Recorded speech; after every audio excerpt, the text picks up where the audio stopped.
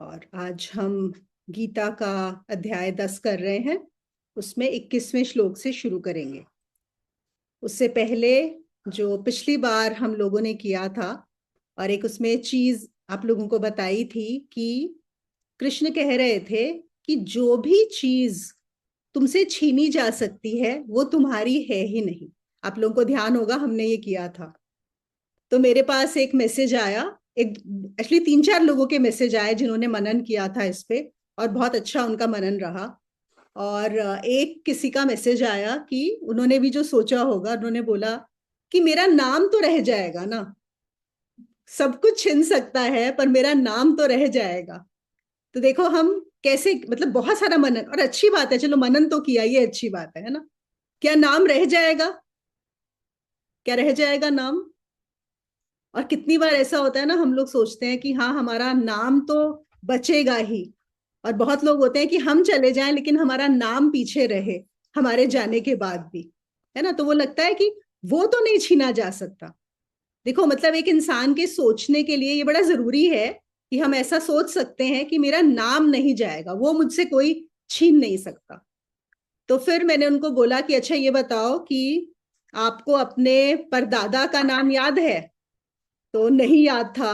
मैंने कहा अच्छा, पर दादा के परदादाओं का नाम याद होगा? किसी का भी नहीं। मतलब दादा का भी बहुत सोच समझ के आया। मैंने कहा देखो, आपको अपनी फैमिली में ही परदादा तक का नाम भूल चुका है और आप सोचते हो कि आपका नाम रहेगा। या फिर लोगों को रहता है कि नाम अमर हो जाए, जैसे हम सोचते हैं, सुनते हैं अकबर का नाम अमर है, हिस्ट्री बुक्स में चला जा रहा है। या कोई भी कोई पर्टिकुलर नाम ले लें, साइंटिस्ट का नाम है तो बोलते हैं नाम तो रहता है ना, नाम को कौन छीन सकता है। तो नाम भी देखो एक सिर्फ समय तक ही रहता है। हाँ ठीक है, चलो आज हम अकबर को जानते हैं, आइंस्टाइन को जानते हैं, न्यूटन को जानते हैं, बहुत से तानसेन को जानते हैं, हम बोलेंगे हाँ उनका नाम तो चल रहा है अभी भी, ये तो नहीं छिना। लेकिन ये भी एक समय पे समाप्त हो जाएगा, ये भी समाप्त होने वाला है। जब हम अध्यात्म की बात करते हैं तो समय जो है वो बहुत सापेक्षिक है, मतलब रिलेटिव है। हमें क्या लगता है कि अगर कोई चीज 1000 साल रह गई या 5000 साल रह गई या 10,000 साल रह गई तो इसका मतलब वो है। नहीं, वो भी नहीं है, वो भी असली नहीं। जो भी चीज कभी भी किसी भी समय में जो समाप्त हो सकती है वो भी आपकी नहीं। अगर अध्यात्म को सच में जानना है तो वही चीज समझनी पड़ेगी, है ना। तो इसलिए यहां से बताया जाए। चलिए 21वें श्लोक से लेते हैं। और आप लोगों को ध्यान होगा पिछली बार हम लोगों ने भूमिका बांध ली थी कि अब जो कृष्ण बताने जा रहे हैं, अपने प्रतीक देंगे, वो सिर्फ प्रतीक हैं, वो सिर्फ सिंबॉलिक हैं, और वो अर्जुन के हिसाब से बताए जा रहे हैं। तो अर्जुन को बताने के लिए है। इसका मतलब ये नहीं है कि हम सोचें कि बस श्री कृष्ण ये ही है, दैट इज इट, ऐसा बिल्कुल भी नहीं है। वो जो नहीं बता रहे वो भी वही है, और जो बता रहे हैं वो भी वही है। जैसे कि जब एक छोटे बच्चे को आप सिखाते हो क ख ग, है ना। और ये एग्जाम्पल शायद मैंने पहले भी दिया है, ये बड़ा प्यारा सा एग्जाम्पल है। तो अगर आपने सिखाया कि ग से क्या होता है, गधा। आपको पता है पहले ग से गणेश होता था, जो कायदे होते हैं उसमें ग से गणेश होता था। फिर कुछ लोगों ने बोला कि ये तो बहुत ऐसा है, रिलीजियस सिंबल है, आप ऐसा नहीं यूज कर सकते। हमारी तो जो कंट्री है वो सेक्युलर है, तो ग से गणेश की जगह ग से गधा कर दिया गया। तो गधा इज मोर सेक्युलर, है ना। कि अब सपोज लड़ाई भी हो सकती है दो लोगों की, कोई बोले कि नहीं ग से गणेश होता है, कोई बोले नहीं ग से गधा होता है। अगर जो यहीं पे अटका रहेगा कि ग से क्या होता है, वो तो फिर प्रॉब्लम हो गई ना। बाद में क्या होगा, ना गणेश रहेगा ना गधा रहेगा, सिर्फ ग रह जाएगा, है कि नहीं। सिखाना क्या है, सिखाना ग है, ना कि गधा या गणेश। तो बिल्कुल ऐसे ही जो यहाँ पे सिंबल्स बताए जा रहे हैं, ये बार बार ये रिपीट होगी ताकि कोई भी सिर्फ उन सिंबल को पकड़ के मत रह जाए, सिर्फ ग से गधा ही ना रह जाए, है ना। और हम अब जब पढ़ते हैं, कोई भी बच्चा जब बड़ा हो जाता है, जब वो ग को पढ़ता है तो सीधा ग पढ़ता है, ऐसे तो नहीं पढ़ता कि हर शब्द हर अक्षर का अलग अलग पढ़ेगा। तो बिल्कुल ऐसे ही जब आप जान जाते हो, फिर आपको ये नहीं करना पड़ता कि कृष्ण ये है और ये नहीं है, या कृष्ण का मतलब सिर्फ यही है, ऐसा नहीं। ठीक है, तो इस बात को ध्यान रखना।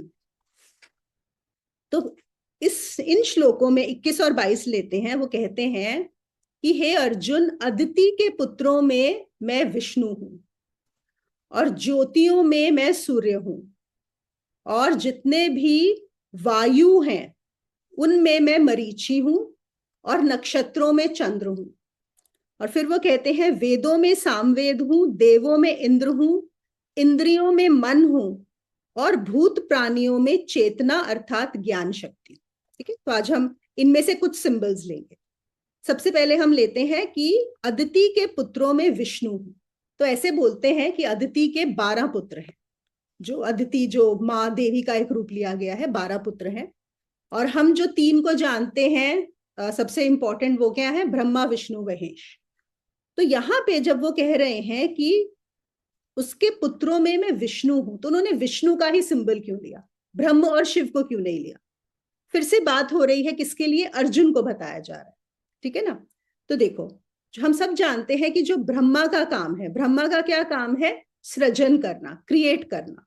तभी बोलते हैं ना, एक बार सृजन हो गया उसके बाद बात समाप्त हो गई, बस सृजन करते ही ब्रह्म खत्म हो जाते हैं। और इसीलिए ब्रह्मा के हमारे यहाँ पर मंदिर भी आप देखो, शायद एक ही मंदिर है पूरे भारत में। ब्रह्मा के इतने मंदिर नहीं है, सबसे ज्यादा मंदिर भी विष्णु को होते हैं। और फिर शिव है। शिव किस चीज का प्रतीक है, डिस्ट्रक्शन का। जो सृजन हुआ उसका जब समाप्ति होगी उसका, है ना, तो उसके सिंबल हैं।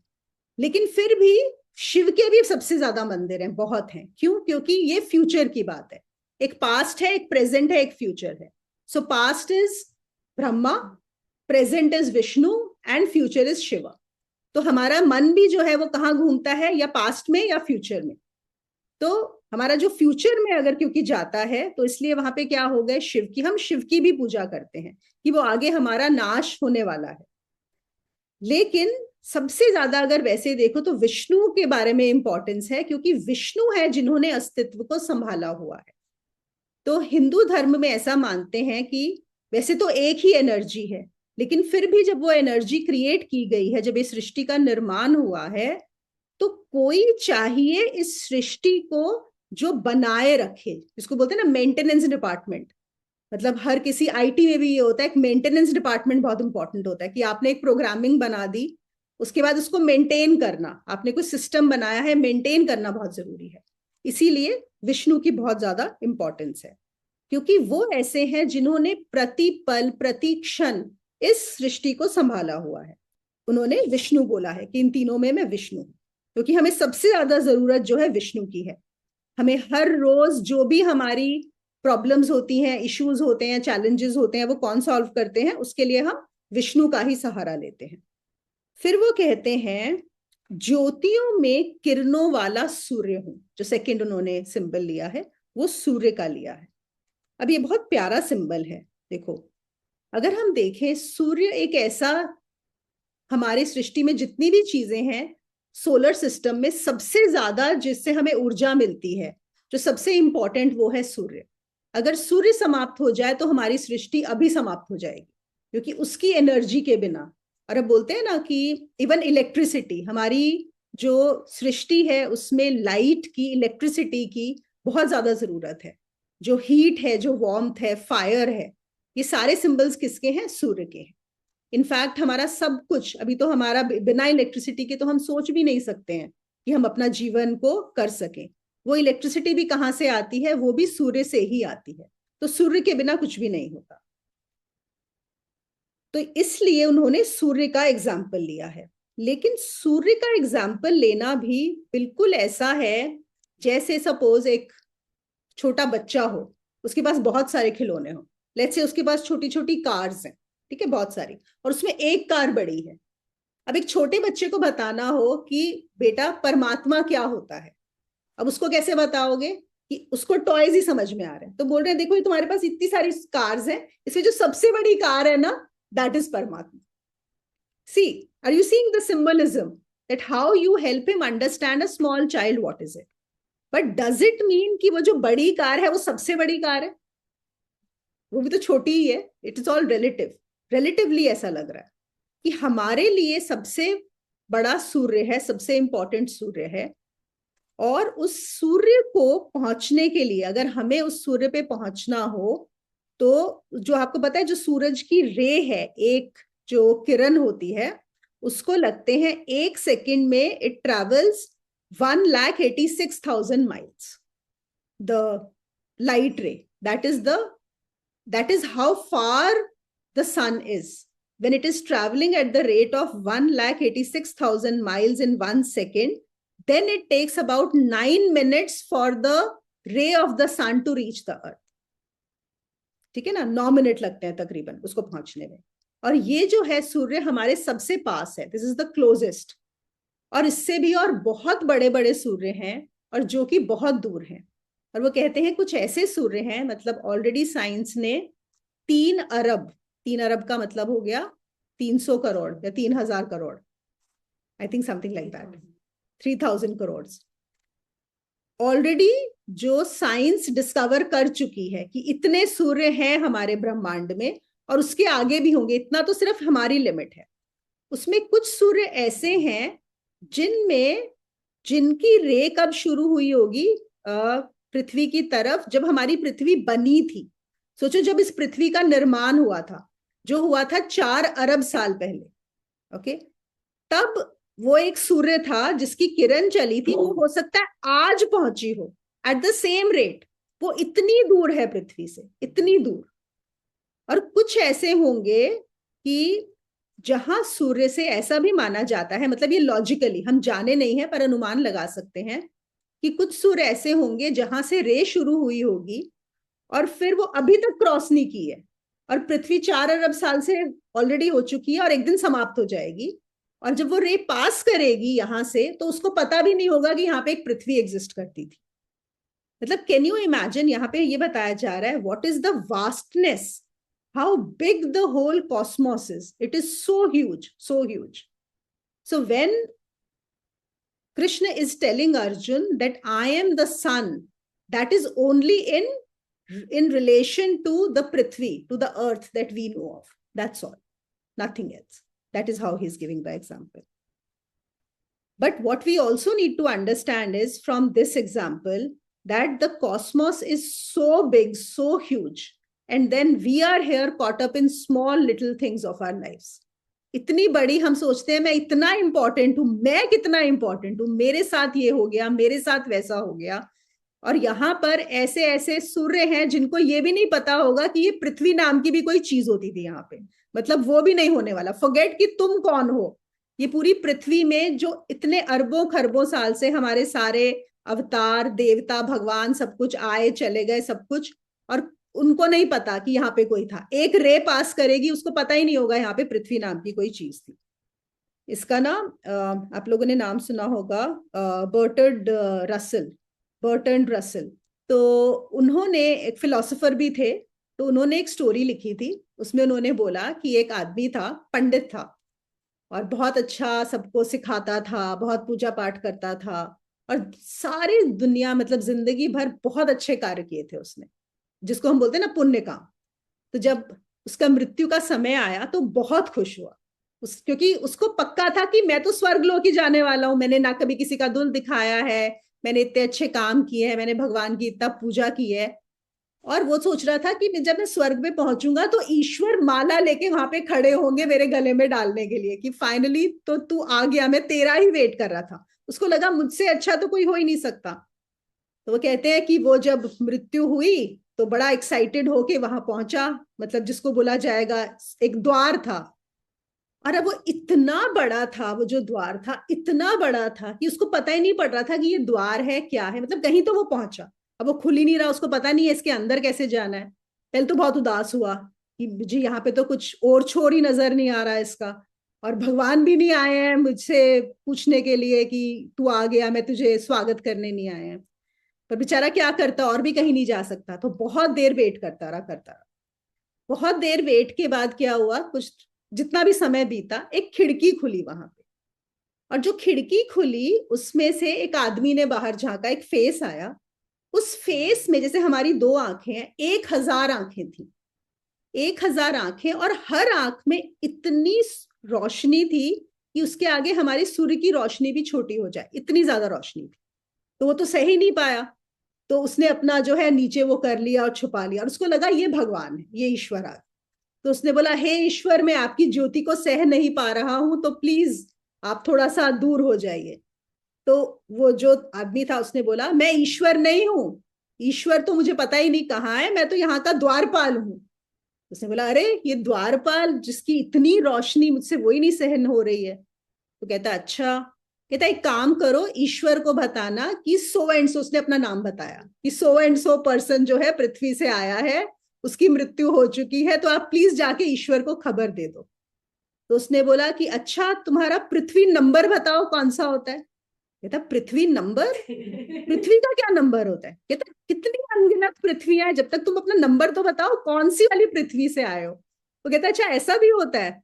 उसने बोला, नहीं मुझे तो नहीं पता। उसको लगा एक ही पृथ्वी है, उसके ऊपर तो अपना नाम दे के ही खुश था। उसने बोला, नहीं नहीं, तुम नहीं पता। उसने बोला, अच्छा तुम्हारे सोलर सिस्टम का नंबर बताओ क्या है। जैसे हमारे होता है ना, क्या बोलते हैं, हिस्सा नंबर या मकान नंबर। तो उन्होंने बोला, पृथ्वी नंबर नहीं बताया, तो सोलर सिस्टम नंबर बताओ। उसने बोला, मुझे तो पृथ्वी नंबर ही नहीं पता। अच्छा, सोलर सिस्टम भी इतने होते हैं। तो बेचारा बहुत दुखी हो गया वहां पे, और वो बैठ गया। वो कहाँ सोच रहा है कि ईश्वर, पता नहीं मैं कितना इंपॉर्टेंट हूं कि ईश्वर आएंगे, यहाँ तो पृथ्वी और सोलर सिस्टम्स का ही हिसाब नहीं है, जो कि उसके द्वारपाल को भी पता है वहां पे। तो खैर देखो, बात समझाने की ये है कि इतना बड़ा ब्रह्मांड है, it is so so so huge. हमारी बुद्धि के बाहर है बिल्कुल, है ना। और हम उसमें अपने आप को केंद्र बना के बैठ जाते हैं, हमें लगता है कि मैं सबसे इंपॉर्टेंट हूं, मुझसे बड़ा तो कोई है ही नहीं। तो कृष्ण कहते हैं कि आदमी ना समझी के कारण अपने आप को केंद्र बना लेता है, स्वयं को केंद्र बना लेता है, और मान लेता है कि मैं आधार हूं, जबकि अस्तित्व बहुत विराट है। The existence is too huge, unbelievable, unimaginable. अगर उस हिसाब से देखा जाए तो जो हमारा सूर्य है वो भी बहुत छोटा है। एक और ये बात है कि हमारा सूर्य भी बहुत छोटा है, लेकिन फिर भी अर्जुन को बताने के लिए वो कहते हैं कि मैं समस्त प्रकाशों में सूर्य हूं, क्योंकि हमारे लिए वही सबसे बड़ा है। इन दिस प्रेजेंट मूवमेंट, जो हम हैं, जो मनुष्य हैं, हमारे लिए सूर्य बहुत बड़ा है। और अगर सूर्य समाप्त हो जाए तो उसी समय पूरी सृष्टि समाप्त हो जाएगी। पूरा सोलर सिस्टम, मतलब वो पूरा का पूरा एक प्रोसेस है, वो इकट्ठा है। सूरज के जाते ही the whole solar system will be destroyed. और वो बोलते हैं हर समय हो ही रहे हैं, पता नहीं कितने सोलर सिस्टम्स हर मोमेंट में डिस्ट्रॉय हो रहे हैं, हर मोमेंट। एक आप लोग को मैं बताती रहती हूँ ना, लॉब्संग रामपा का, ट्यूसडे लॉब्संग रामपा, जिनकी थर्ड आई बुक है।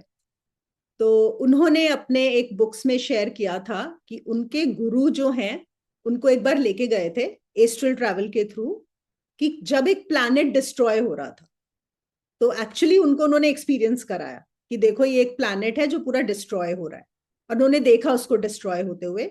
और एक ये है कि वो पूरा डिस्ट्रॉय हो रहा है, और वहां पे डिस्ट्रॉय हो रहा है और कहीं और जाके क्रिएट हो रहा है। तो that destruction and creation happening at the same time. तो हमारी भी पृथ्वी बहुत बार डिस्ट्रॉय हो चुकी है, बहुत बार क्रिएट हो चुकी है। और जब ये चीजें समझ में आने लगती हैं तो जिसको बोलते हैं ना कि आपके बुद्धि के सब सेल्स सब सब खुल जाते हैं। फिर उन्होंने बोला कि मैं वेदों में सामवेद हूं। आपको बताया ना, 4 वेद हैं, ऋग्वेद, अथर्ववेद, यजुर्वेद और सामवेद। अब हमारी बुद्धि बोलेगी इमिजिएटली कि वेदों में तो ऋग्वेद होना चाहिए, सबसे बड़ा सबसे पुराना इज ऋग्वेद। तो उन्होंने सामवेद का एग्जाम्पल क्यों लिया है? तो यहाँ पे उन्होंने उसका एक वो बताया है, जो सामवेद है वो आर्ट्स का वेद है। जो आर्ट्स होते हैं ना, डांस, म्यूजिक, संगीत, उस सब के बारे में है जो सामवेद है। और इन्होंने बोला है यहाँ पे कि जो युद्ध है, युद्ध से बड़ा नृत्य और संगीत कोई हो नहीं सकता। कहते जैसे एक डांसर जब डांस कर रहा होता है स्टेज के ऊपर, वो जैसे अपने अंदर मग्न होता है, वो जो अपने अंदर खोता है, जो युद्ध जब हो रहा होता है तो एक योद्धा भी एक डांस में होता है, he is also in that same dance. कोई फर्क नहीं है, जो एक्चुअली उस मोमेंट में आप हो जाते हो, वहां पे रहते हो। और वही अर्जुन के लिए कृष्ण चाहते हैं। और उनको पता है कि ये एक योद्धा है, और ये कैसे जान सकता है युद्ध भूमि में जाकर ही जान सकता है, उसके बिना नहीं इसका होगा, because that is where he will be dancing, वही उसका स्वधर्म है। तो इसका जो रिलेशन है युद्ध का, कि वो एक अपना काव्य है और उसमें लयबद्धता है। आप लोगों ने जापान में समुराइज के बारे में सुना होगा जो रहते हैं, तो जो समुराई होते हैं they are the kshatriyas of Japan, और उनको उनकी जब ट्रेनिंग होती है, उनको स्वॉर्ड सब फाइटिंग सिखाया जाता है, साथ में डांस भी सिखाया जाता है। They are actually taught dance as well, और मेडिटेशन भी, ध्यान भी, तीनों चीज, लड़ना भी, डांस करना भी और ध्यान करना भी, तीनों। और वो कहते हैं कि जब तक आप तीनों में एक्सेल नहीं करोगे तब तक you will not be a good योद्धा, you not considered to be a good योद्धा अंटिल देन। कहते कि तीनों का वो होना चाहिए। और वो ऐसा होता है समुराइज का कि मतलब सपोज अगर दो लोग लड़ रहे हैं, तो अगर एक के दिमाग में भी आया कि मैंने तलवार उठानी है, उसी समय दूसरे को पता लग जाना चाहिए, तभी वो अपने आप को बचा सकता। अगर वो सोच के करोगे, मतलब विचार से नहीं हो सकता, it can not be with thought, it can not be कि once I am watching that it is happening then I will go and counter it, no, it can not happen. So ये इसमें एक और चीज होती है कि आपको जो नेवल सेंस है वो बहुत स्ट्रांग की जाती है, जो गट फीलिंग है। पता ना, हम लोग जैसे इसमें भी होता है, फ्लाइट में भी जाते हैं तो एकदम से सडनली वो नीचे होता है तो we have a feeling, right? So that is something कि आपके गट में, तो आपकी जो पूरी साधना होती है वो नेवल से रिलेटेड होती है। अगर आपको वो गट समझ में आने लग जाए तो you are able to get into it. हाँ, हम इंस्टिंक्ट बोल सकते हैं, योर इंस्टिंक्ट्स बिकम क्या, intuitiveness also, like samurais are known to fight from their gut. yes yes exactly, तो वो instinct, intuitiveness, all of that comes, तो वो सबसे इंपॉर्टेंट है। मतलब जो लड़ना है that is the last thing, ये सारी चीजें कहीं कहीं ज्यादा इंपॉर्टेंट है। वो कहते हैं समुराई, कहते हैं जब दुश्मन हमला करे तो समय इतना कम है कि उसकी तलवार आपकी गर्दन को काट जाएगी, अगर उसके हमले का ख्याल ही अगर आपका मन पकड़ ले और आपकी तलवार पहले ही आपके गले की रक्षा के लिए उठ जाए, तभी आप बच सकते हैं। That's it. So even before that, एक जैसे जो भी स्पोर्ट्स पर्सन है वो रिलेट कर पाएंगे। जैसे फुटबॉल में मैं एक मूवी देख रही थी, उसमें था कि जैसे ये होता है ना, वो क्या फ्री किक होती है ना जो मिलती है बीच में, फ्री किक में तो दैट कोच इज टेलिंग जो गोलकीपर है कि पूरा ध्यान उसके पैर पे होना चाहिए, कि वहीं से तुम्हें पता लग जाएगा कि ये किस तरफ आने वाला है, only then you can save the goal. अगर तुमने वहां पे, अगर तुम्हारा चूक गए तो you will not be able to save. तो स्पोर्ट्स पर्सन को भी पता होता है कि किधर से आने वाला है। या फिर एक क्रिकेट में भी वो बॉलर कैसे फेंक रहा है, उसका मूवमेंट क्या होगा, सो द बैट्समैन नोज कि इसकी किस तरफ डायरेक्शन में बॉल जाने वाली है। So you have to know before. So same चीज यहाँ पे बताई जा रही है। तो ये कहते हैं यहाँ पे कि अर्जुन के शरीर को अगर हम समझें तो वह किसी नर्तक से कम नहीं था, वैसा ही फ्लेक्सिबल शरीर चाहिए। और अर्जुन भी समझ सकता है कि गीत भी चाहिए, संगीत भी चाहिए, नृत्य भी चाहिए, तभी एक जो युद्ध है वो नृत्य के समान हो। So there is no difference between a war and a dance. That is why the symbol of Samaveda. देवों में मैं इंद्र हूं और इंद्रियों में मन हूं। जितने भी देवता हैं उसमें इंद्र बोलना तो बड़ा सिंपल है, क्योंकि Indra is the king of all the देवतास, है ना, इंद्रों का राजा है, तो विच इज फाइन, तो इसमें हम नहीं जा रहे। दूसरी चीज उन्होंने क्या बोला कि इंद्रियों में मैं मन हूं। अभी एक सवाल हमारे दिमाग में आ सकता है, we say there are only 5 senses ना, 5 इंद्रियां हैं, तो मन इंद्री कैसे हुआ? तो अध्यात्म में मन को छठी इंद्री बोला गया है, it is the 6th sense. और सोचने की बात है कि मन का भी एक तरह से राजा का काम है, क्योंकि देखो अभी मेरी आंख तुमको देख रही है, ठीक है, या चलो तुम्हारी आंख मुझे देख रही है और तुम्हारे कान मुझे सुन रहे हैं, राइट? लेकिन आंखों को नहीं पता कि ये जो आवाज आ रही है ये इसी की है। थिंक अबाउट इट, ये है बहुत छोटी सी चीज। The eyes do not know that it is this who speaking, and the ears do not know that what they are hearing is the same as who's sitting over, मतलब उसको इसका नहीं पता। there is no coordination between eyes and ears, आंख और कान के बीच में कोई कोऑर्डिनेशन नहीं है। कौन कर रहा है? मन कर रहा है।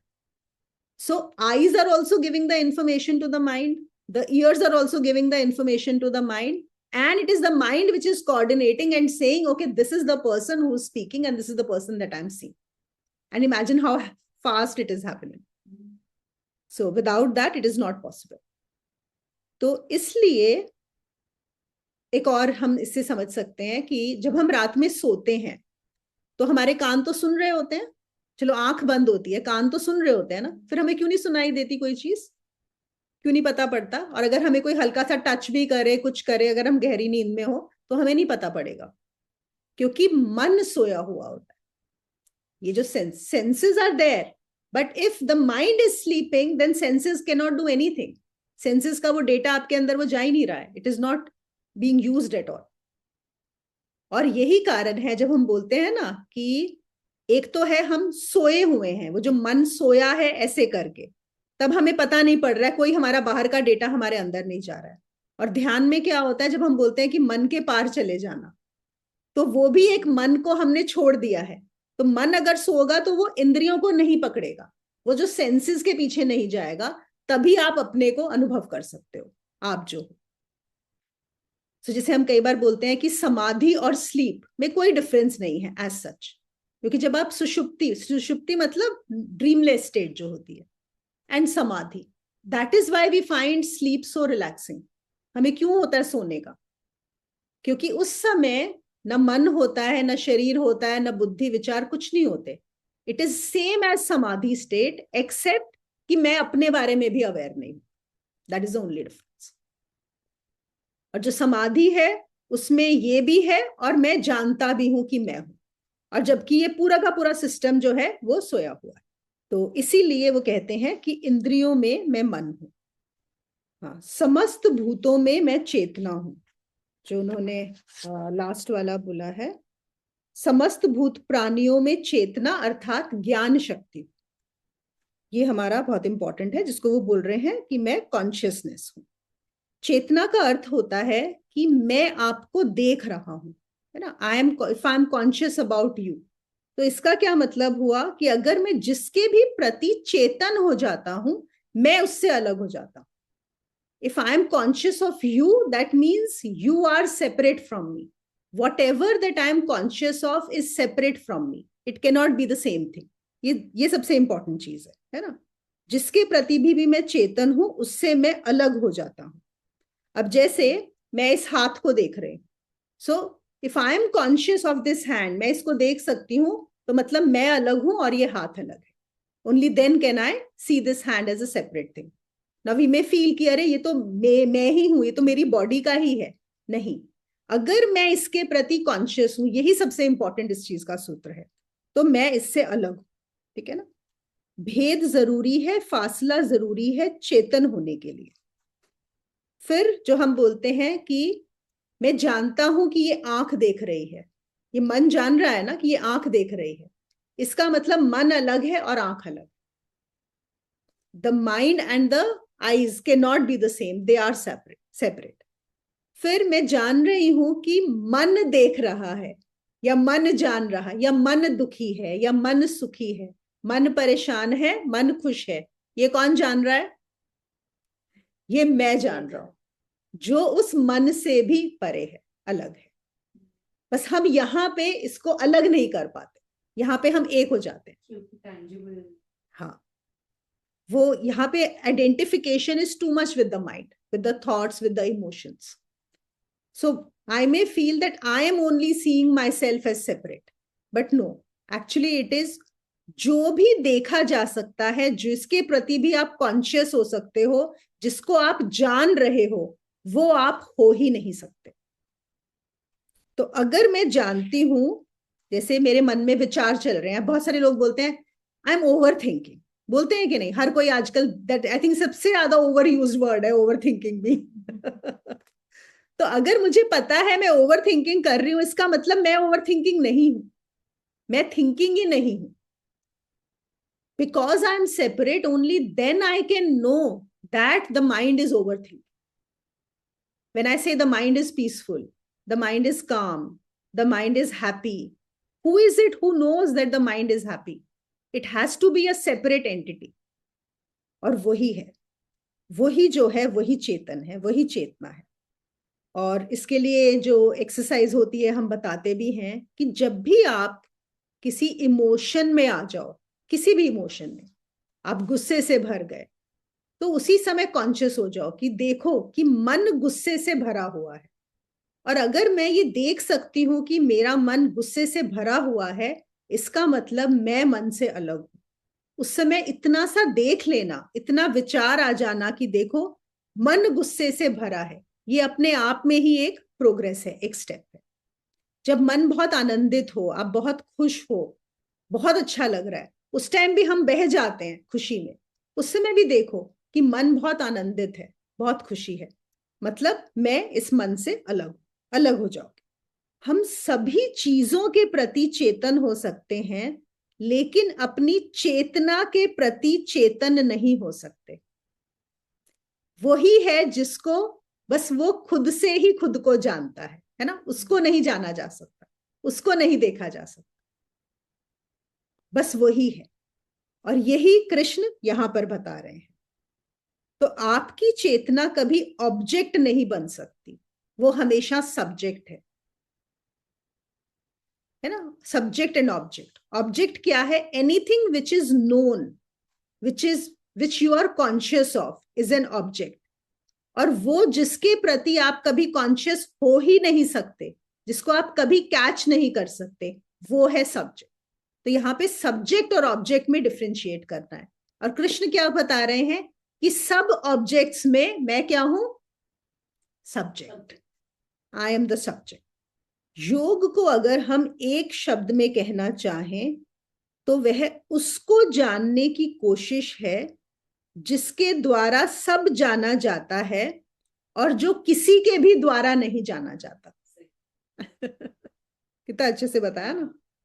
जिसके द्वारा हम जगत में सब कुछ जान सकते हैं, सिर्फ उसको छोड़ के. बस उसी को नहीं जान सकते, बाकी सब कुछ जान सकते हो. लेकिन जिससे जान रहे हो वो वही है, क्योंकि उसके बिना इस जगत को नहीं जाना जा सकता, उसके बिना कोई भी ऑब्जेक्ट नहीं जाना जा सकता. क्योंकि जानने के लिए क्यों नहीं जाना जा सकता उसको? देखो बहुत अच्छा लॉजिक है यहाँ पे. अगर हमें कुछ भी जानना है, to know, there has to be a distance, there has to be a, कुछ तो फासला होना चाहिए ना टू नो. जहां पे डिस्टेंस है ही नहीं, वहां पे कैसे जानोगे? सो वो सिर्फ आप हो सकते हो. You can be that but you can never know that. फिर वो यही कहते हैं हमारी पूरी जिंदगी बेहोशी में निकल जाती है, वो जो ऑब्जेक्ट्स हैं उनके पीछे निकल जाती है. देखो हमारी जिंदगी में जितने भी विषय हैं, जितने भी ऑब्जेक्ट्स हैं, उनकी कितनी ज्यादा कीमत है. और जो सब्जेक्ट है जो उनको जानता है, वो होते हुए भी वही है जो हमेशा है. ऑब्जेक्ट्स तो बदलते हैं, लेकिन उस पर हमारा कभी ध्यान ही नहीं जाता. क्यों ध्यान नहीं जाता? क्यों? हमारी जिंदगी जो है मूर्छा में ही कट जाती है, बेहोशी में ही कट जाती है, ऑब्जेक्ट से आइडेंटिफाइड होके ही कट जाती है. और अपनी बॉडी से आइडेंटिफाई होना भी ऑब्जेक्ट से आइडेंटिफाई होना है, अपने इमोशन से आइडेंटिफाई होना भी ऑब्जेक्ट से आइडेंटिफाई होना है, अपनी थॉट से आइडेंटिफाई होना भी वही है. अल्टीमेटली हम क्या जान पाते हैं कि वो जो सब्जेक्ट है, उस सब्जेक्ट पे अगर हम अपनी अटेंशन को लेके चले जाएं तो बस फिर वहां पे सब कुछ सॉर्ट आउट हो जाता है. पर हमारा वहीं पे ध्यान नहीं जाता. क्यों? क्योंकि वो इतना ऑब्वियस है, इतना ज्यादा ऑब्वियस है, इतना ज्यादा प्रेजेंट है, इतना ज्यादा पास है, इतना ज्यादा अवेलेबल है कि हम उसको देख ही नहीं पाते. अब देखो ना, ये आंखें कभी खुद को नहीं देख सकती. ये आंखें सब कुछ, इन आंखों से हम सब कुछ देख सकते हैं, लेकिन ये आंखें खुद को नहीं देख सकती. और अगर हम बोले चलो अभी भी मुझे मेरी आंखें नजर आ रही हैं सामने स्क्रीन में, लेकिन वो क्या है? वो रिफ्लेक्शन है. It is only a reflection. और वो रिफ्लेक्शन जब भी होती है, there is a time gap हो जाता है उसके बीच में. It may be a very minimal time gap, लेकिन टाइम गैप है. अभी हम भी जो एक दूसरे को देख रहे हैं, even on the screen, there is a time gap between it. It's not exactly there. Even those who are sitting here when we are seeing each other, अगर हम साइंटिफिकली देखें, तो जब तक मेरी आंखें तुम्हारी आंखों तक, मेरी रोशनी तुम तक पहुंच रही है और तुम्हारी मेरे तक, उसके बीच में भी टाइम गैप आ चुका है ना। तो ये आंखें जिनसे सब कुछ जाना जाता है, वो खुद को ही नहीं कर सकती, खुद को ही नहीं देख सकती है। इसीलिए इसमें मुझे ऐसा लगता है ये सबसे इंपॉर्टेंट जो उन्होंने सिंबल दिया है ना, कि सभी भूत प्राणियों में मैं चेतना अर्थात ज्ञान शक्ति, ठीक है ना, वही ज्ञान शक्ति, वही सब्जेक्ट जिससे सब जाना जाता है। एक श्लोक और करेंगे बस, 23वां श्लोक, जिसमें कृष्ण बोलते हैं कि रुद्रों में मैं शंकर हूं और यक्ष तथा राक्षसों में धन का स्वामी कुबेर हूं। तो ये जो हमारे और सिंबल्स आ रहे हैं, तो उन्होंने क्या बोला कि रुद्रों में मैं शंकर हूं। तो जो शंकर का प्रतीक है जो उन्होंने लिया है, वो लिया है मृत्यु से, क्योंकि शंकर को हम इसके लिए भी मानते हैं ना, विनाश के लिए, विनाश के लिए माना जाता है, समाप्ति के लिए माना जाता है। और वैसे हम सोचते हैं कि विनाश बहुत बुरी चीज है, बहुत खराब चीज है, लेकिन असल में विनाश ही मुक्ति का, बोल सकते हो कि मुक्ति और विनाश एक ही चीज है एक तरह से। विनाश किस चीज का? विनाश हर वो चीज का जो हमने झूठ से निर्मित की थी, जो सत्य कभी थी ही नहीं, जो सिर्फ नजर आ रही थी, उस सब चीज का विनाश होता है। क्योंकि सत्य का तो कभी विनाश हो ही नहीं सकता। विनाश का मतलब है कि ये झूठा था। जो चीज भी आपकी जिंदगी में समाप्त हो जाए, चली जाए, खत्म हो जाए, तो समझ लेना कि वो थी ही नहीं, वो झूठी थी, क्योंकि असली चीज कभी समाप्त हो ही नहीं सकती। वही फिर से जो हमने पिछले वाले सेशन में भी किया था, कि जो भी आपसे लिया जा सकता है, जो भी आपसे छीना जा सकता है, वो तो कभी आपका था ही नहीं और होगा भी नहीं। और आपसे वही छीना जा सकता है जो आपका कभी था ही नहीं। जो आपका है वो आपसे छीना जा ही नहीं सकता। कि सारी पृथ्वी पर ज्यादातर लोग जो नहीं समझते हैं, जिनकी अभी बुद्धि इतनी मेच्योर नहीं हुई, परिपक्व नहीं हुई, वो मृत्यु से डरते हैं। किसी ज्यादातर लोग डरते हैं डेथ से, अपनी डेथ से, दूसरों की डेथ से, आसपास वालों की डेथ से, या फिर हमारे जितने भी जिनसे हम प्रेम करते हैं। और मृत्यु शत्रु नजर आती है, लेकिन मृत्यु ही जीवन का एक छोर है और उससे ज्यादा कुछ भी नहीं है। और मृत्यु तो जन्म के साथ ही शुरू हो गई थी। हम सब लोगों ने, जिन्होंने भी वो एक हमने मेडिटेशन किया था ना, मृत्यु वाला फायर मेडिटेशन, जहां पे शरीर को जला दिया था, वो मृत्यु के बारे में ही किया था। कि मृत्यु से क्या डरना। जिस दिन आप पैदा हुए, पैदा होते ही आप बच्चे ने पहली सांस ली, तो वो एक सांस और कम हो गई, उसकी मृत्यु की तरफ यात्रा शुरू हो गई। सोचो, जन्म होते ही मृत्यु की तरफ यात्रा शुरू हो जाती है। और वही एक चीज है जो 100% श्योर है हर किसी की जिंदगी में।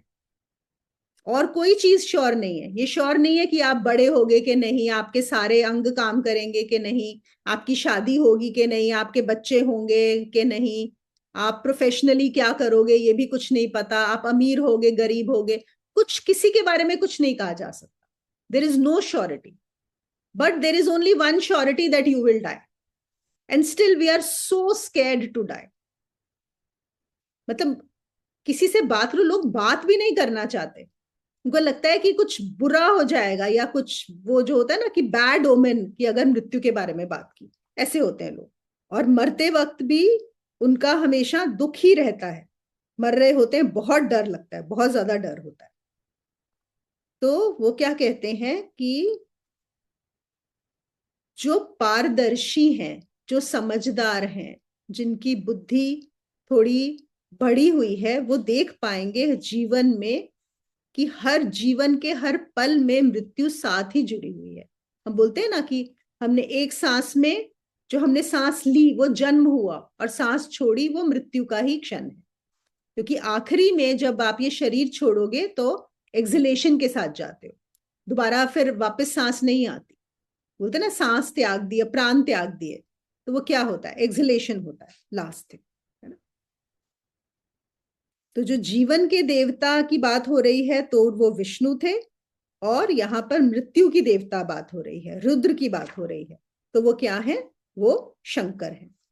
और कृष्ण कहते हैं, हे अर्जुन, तू विनाश से परेशान और पीड़ित मत हो। तू विनाश से परेशान और पीड़ित मत हो, क्योंकि अभी महाभारत में भी क्या होने वाला है, युद्ध के मैदान में क्या होने वाला है, बहुत सारा विनाश होने वाला है, बहुत सारा। वो कहते हैं उससे भयभीत मत हो, क्योंकि अगर तू देख सकता है तो वो विनाश की अंतिम शक्ति भी मैं ही हूं। आई एम ओनली दैट। एक ये शायद आप लोगों में से जिन्होंने साइंस या मैथ्स बहुत ज्यादा पढ़ा होगा उनका आइडिया होगा अच्छे से। तो एक होती है यूक्लिड ज्योमेट्री। उसमें ये होता है कि we say there is a straight line, so the closest distance between two points is a straight line, correct? That is what it is. सबसे the less most least distance between two points. लेकिन एक non Euclid geometry आई, और eastern geometry जिस चीज को मानती है वो कहते हैं there is no such thing as a straight line. कहते स्ट्रेट लाइन पॉसिबल ही नहीं है। और देखो उन्होंने बिल्कुल सही बोला है, जो अभी वो मानने लगे हैं कि अगर हम एक लाइन खींचे, सपोज हम वो बोल रहे हैं वो स्ट्रेट लाइन है, वो बहुत लिमिटेड उसमें स्ट्रेट लाइन है। अगर हम उस लाइन को खींचते चले जाएं, सोचो खींचते जा रहे हैं तो क्या होगा, वो पूरी अर्थ को कवर करके वापस आ जाएगी। सपोज हम इस पॉइंट से लाइन खींचना शुरू करें और खींचते जाएं उसको पूरा पूरा पूरा पूरा, तो पूरे अर्थ को कवर करके आ जाएगी और वो सर्कल बन जाएगा। सो दे से स्ट्रेट लाइन पॉसिबल ही नहीं है। It is only a concept, there is no such thing as a straight line actually in the existence. इसका क्या मतलब है, अब इन्होंने जो एग्जाम्पल दिया कि जहां से जीवन शुरू हुआ वहीं पे आके वो खत्म भी हो जाना है। सो the beginning and the end, the alpha and the omega, it is the same. They are meeting at the same point. Everything comes back over here. So there is nothing to be afraid of. जो भी हो रहा है सब वही है, तो क्यों डरना है? मरने से क्यों डर लगता है ना? और जो हमने यहाँ पे संसार का जो सिंबल यूज किया है हिंदू शास्त्रों में, वो है व्हील। व्हील भी क्या है कि वो घूमे जा रहा है, it is round, it is a cycle which is just going on. So birth will come, death will come, death will come, birth will come. विनाश होगा फिर सृजन होगा। जन्म के बाद मृत्यु, मृत्यु के बाद पुनः जन्म, बचपन के बाद जवानी, जवानी के बाद बुढ़ापा, बुढ़ापे के बाद मृत्यु, मृत्यु के बाद पुनः जन्म, पुनः बचपन, पुनः जवानी, और एक वर्तुलाकार परिभ्रमण होता ही रहता है। और हमारा अध्यात्म क्या बोलता है? बस उससे बाहर जंप मार दो, उस साइकिल में रहोगे तो there is no end to it. आज आप बहुत खुश हो, सक्सेसफुल हो, सब कुछ बहुत अच्छा चल रहा है, कब वो नीचे आएगा? नीचे आना ही आना है। That is the cycle, that is the cycle.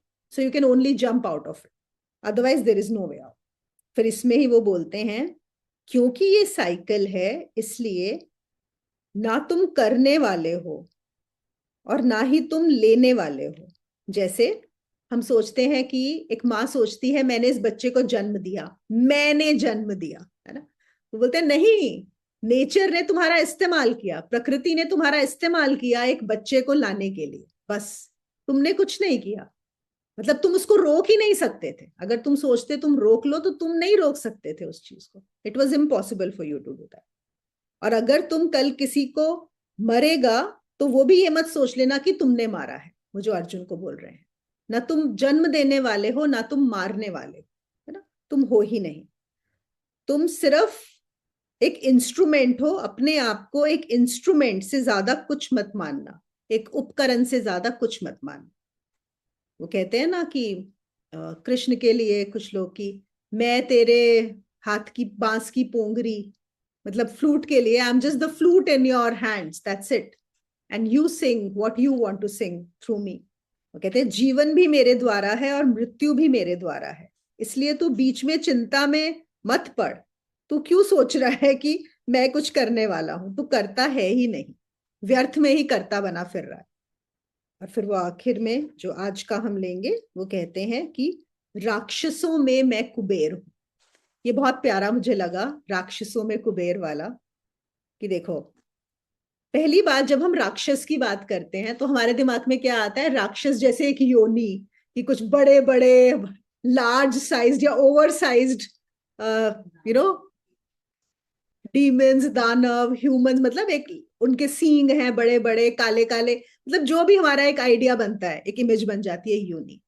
तो कहते हैं पहले तो ये समझो कि राक्षस कोई योनि नहीं है, राक्षस एक मन का स्वभाव है, राक्षस एक वृत्ति होती है मन की। मेरे ख्याल से इसमें भी होता है ना, एस्ट्रोलॉजी में भी कुछ ऐसा वृत्तिज में आता है ना, एक दानव वृत्ति, हाँ, देव मनुष्य और राक्षस गण, हाँ, वही है, मन की वृत्ति होती है।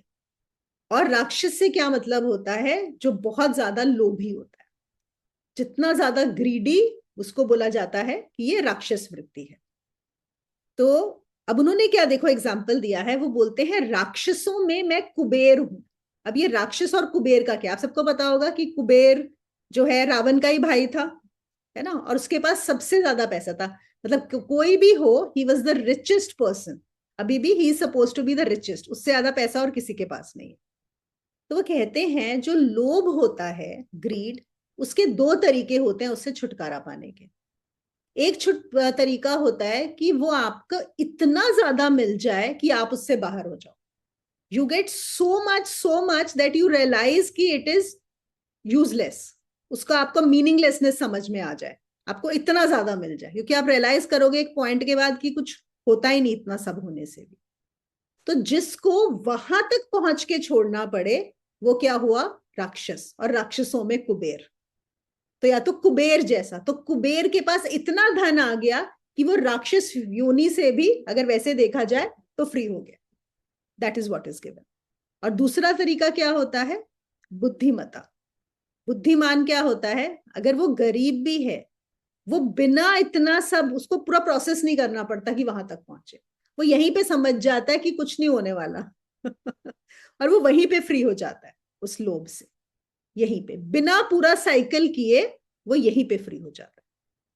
लेकिन जो नहीं फ्री हो पाता, वो फिर वो कुबेर ही होना पड़ता है फिर उसको। तो राक्षसों में मैं कुबेर हूं। सो राक्षस जो है वो पर्सनालिटी है, तो कुबेर है जो धन की पकड़ के बाहर है और लोभ के बाहर है। तो जब किसी की कुबेर जैसी स्थिति हो जाती है, तब उसका लोभ समाप्त हो जाता है, तभी हो सकता है। और वो कहते हैं कि जो धर्म है, मतलब इस, ये बुद्धि आना, स्वयं को जानना, that is the ultimate luxury. इससे बड़ी लग्जरी नहीं है, कुबेर भी नहीं दे सकता उससे ज्यादा। तो उससे ही बाहर होके आप लोभ से बाहर हो सकते, ठीक है। तो आज हम यहीं पे क्लोज करते हैं। कोई कुछ, आप लोग जब मनन करते हो ना, जो भी कोई चीज बताई जाती है, वो वो सबसे अच्छी चीज होती है। जैसे मैंने आपको बताया ना, शेयर किया शुरू में, कि जो पिछली बार हमने किया था उस पर थोड़ा मनन किया। तो अगर हम देखें आज का जो हमने पढ़ा, आज के जो श्लोक, उसमें मनन करने वाला वही है कि कौन है जो सब्जेक्ट है, ऑब्जेक्ट और सब्जेक्ट, है ना। जो उन्होंने बताया ना कि सब भूत प्राणियों में मैं चेतना हूं, तो किस चीज से मैं अलग हूं, अगर हम अपने आप को देख पाए कि जो भी ऑब्जेक्ट्स, जो भी मुझे नजर आ रहा है, मैं उससे अलग हूं। फिर कैसे मैं शरीर से अलग हूं, कैसे मैं अपनी भावनाओं से अलग हूं, कैसे मैं अपने विचारों से अलग हूं। अगर हम इस पे मनन कर पाए तो बहुत बहुत आपको ये चीज हेल्प करेगी। मैम मेरा एक क्वेश्चन था। ये सब, अभिनव, हाँ। मैं इधर ही आया था, यहाँ पे किसी की डेथ हुई थी, so I am here from past 2 weeks. तो इट इज लाइक, चलो मुझे ये पता है कि ये होना ही है, it has to end after it has started. लेकिन जब कोई चला जाएगा तब दुख तो होगा ही ना। तो चलो मैंने उस चीज को बाहर निकल के अपनी कॉन्शियसनेस में ऑब्जर्व भी कर लिया। what what did I earn, how did I grow there, and what is like I'm trying to achieve after I have observed myself okay, in, after you have observed that this person is gone and it had to happen, that is what your and question I is, was right? sad and I have observed my sadness and my grieving. Okay okay okay. तो ये तो पहले you tell me Abhinav कि when you have observed that there was sadness, and there was grieving. You said you were sad and you were grieving.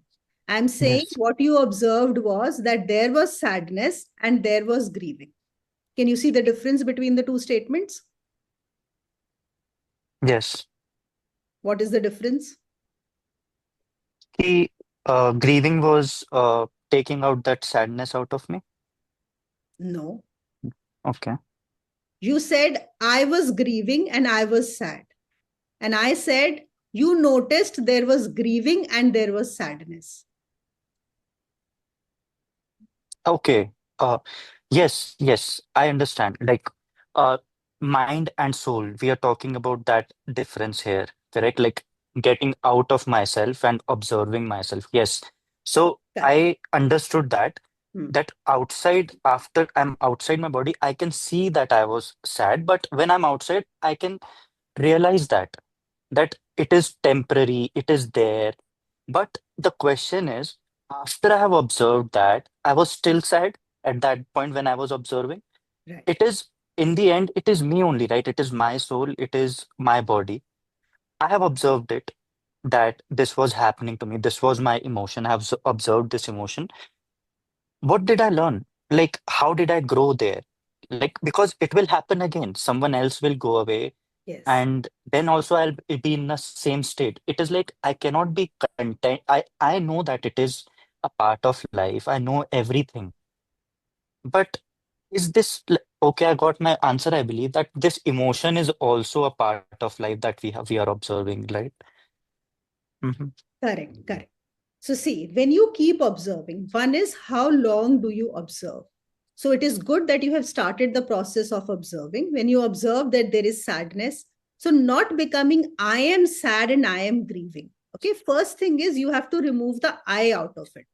The whole problem is with the identification with that particular emotion. Okay, so then I can see, yes, the mind. I mean, I'm not even talking about the soul over here. It is you only who's recognizing that, you know, that who is grieving and sad, it is the mind, right? And when I'm able to observe that the mind is sad and grieving, then I create a distance between the two.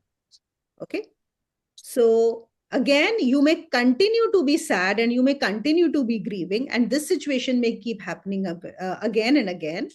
But if you will able to see the distance between your emotion and yourself, the more you will be able to see one day, because right now it is just a practice.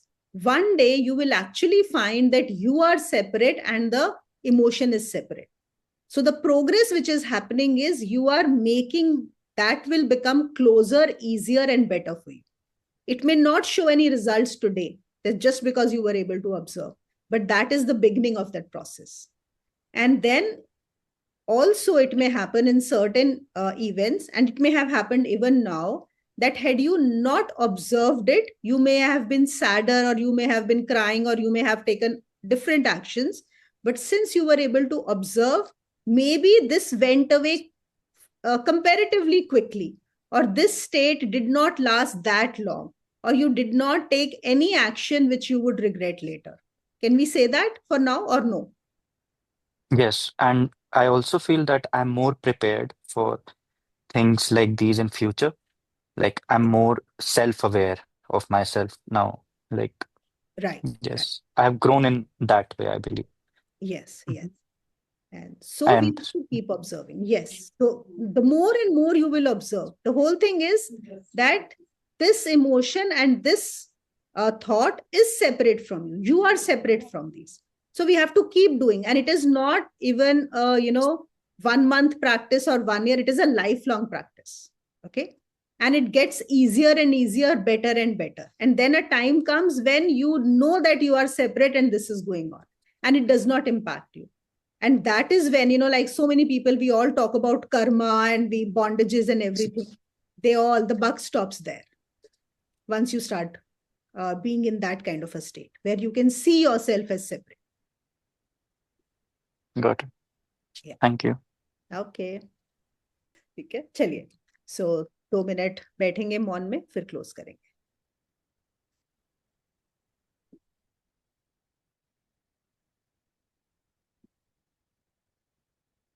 या तो आप चेतना का ध्यान कर सकते हैं, जो भी करते हैं, नहीं तो अपना ध्यान थर्ड आई पे या हार्ट चक्रा